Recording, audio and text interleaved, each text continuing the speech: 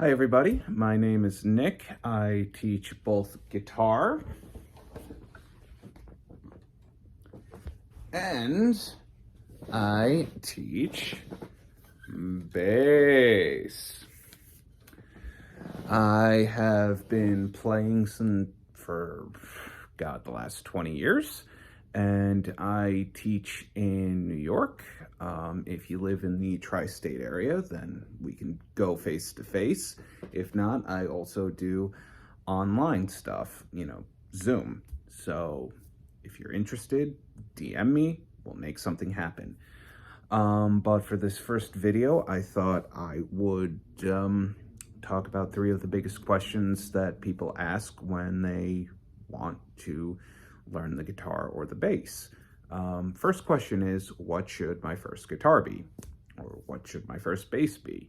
And a lot of the times, especially when it comes to guitar, I have heard, and I personally believed, oh, well, you should really learn the acoustic guitar first, because then it's going to transition over. Then when you transition to the electric guitar, it's going to be so much more easier. I call bullshit. Personally, truthfully, I call bull. Think about who you listen to. Who are your favorite artists? What's the kind of music you listen to? If you listen to, Joe Satriani, Steve Vai, Dragon Force, Metallica, if you listen to music where the electric guitar is most prevalent and the most prominent instrument, get an electric guitar as your first guitar. Yes, it's going to mean you have to fork over a little bit more money because, well, you can just get the electric guitar, but you also got to buy an amp, you got to buy an instrument cable, you got to buy a power cable for the amp. If the electric guitar is what you want to play, buy an electric guitar. It's not going to be easier transitioning from the acoustic guitar to the electric guitar if all you want to do is play the electric guitar, but you're like, I don't want to play this acoustic guitar. Conversely, if all you're listening to is acoustic-based music, buy an acoustic guitar. For crying out loud, buy the instrument that's going to make you want to play that instrument the most, because that will mean you will practice more. The only way you're going to improve is if you practice, and we will go over what constitutes practicing and the different things you can practice in order to improve as both a bassist and a guitarist. If you adore the Red Hot Chili Peppers, Flea predominantly plays a 4-string bass, so buy a 4-string bass guitar if you want to learn to play Red Hot Chili Peppers.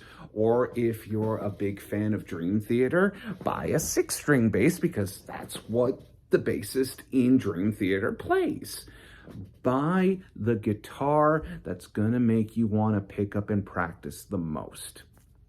Period. End of discussion. Probably the second biggest question is, how much should I spend on the instrument that's going to be my first guitar or bass? That is entirely up to you.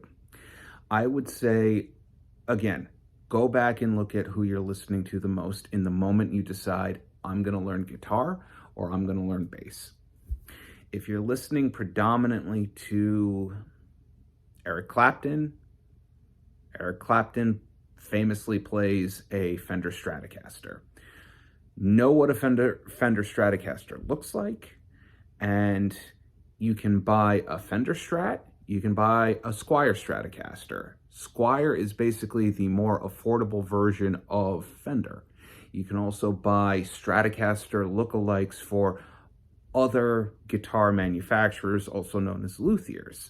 PRS Guitars makes a Stratocaster-shaped guitar. Pretty much everybody makes a Stratocaster-shaped guitar. If you're a fan of Jimmy Page and listen to, bluesy classic rock, maybe the Les Paul is what you want to get. Look into what the Les Paul looks like. Find the Les Paul models that you want. If you're into Jaco Pastorius, Flea, other bassists who play Fender J bass style bass guitars, Know what you want going in. Know who your influences, your reasons for wanting to pick up the guitar play. If you're into acoustic guitarists, there are numerous different acoustic guitar shapes and models out there. Have a game plan. Go into the guitar shop and try these guitars. Because I can tell you from experience, you pick up a guitar, you start playing it, you pick up a bass, you start playing it, something's gonna feel right, it's gonna click when you start putting your fingers to the strings, and then you'll put your fingers to the strings and think, no, this guitar is not for me. Buy the guitar that's gonna make you wanna practice the most, but don't be afraid to shell out a little bit extra for the guitar that feels like your guitar. It's like in Harry Potter, the wand chooses the wizard. Well, the guitar or the bass chooses the guitarist or the bassist. You can buy perfectly fine, perfectly capable $150 guitars out there. If you fork over an extra $100 or whatever it costs to get the guitar set up just right, it'll play like a $1,200 guitar, no questions asked. Just find something that looks appealing. Find a guitar that looks in such a way that you're going to be like, yes, I want to pick this up. I want to play with this. I want to practice this. As my orchestra teacher from the 6th grade through my senior year of high school, Nancy Torrente, said, practice only on days you eat. You're not going to practice a guitar you think looks hideous. You're not going to practice a guitar that doesn't feel right under your hands. Buy the guitar you want to play, and if it costs a little bit more than you were prepared to spend, spend a little extra. These instruments will be there your entire life. So invest as much as you feel comfortable going in. Just take care of it. Number 3, I've never had an inclination to playing an instrument before. Is it worth it to learn the guitar? Yes. I've never played an instrument before. Is it worth it to learn the bass? Yes. Like a foreign language, you can learn to play a musical instrument. You just have to practice. You have to drive it into your head. You have to just repeat it so that it becomes muscle memory. No questions asked. You can learn. You just have to set aside the time to learn, but make sure that it's on an instrument you want to pick up and practice regularly. And if it costs maybe $150 more than you were prepared to spend, spend the extra $150. Spend the extra $150. It's like a car. Inevitably, everybody learns to drive a car. You're not going to drive a car you think looks like shit. Let's just be real. And the last question is I can think of that would inhibit people from picking up a guitar, picking up a bass, starting to, progress along that musical journey. The question is, well, do I really have to learn music theory? Do I really have to learn chords? Do I really have to read sheet music? There's no wrong way to play the guitar. There's no wrong way to play the bass. I will say this.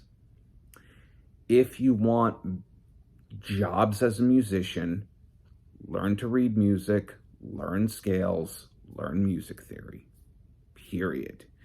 Those jobs as a musician pay extraordinarily well, but you got to be able to learn to read bass clef if you're a bassist and treble clef if you're a guitarist.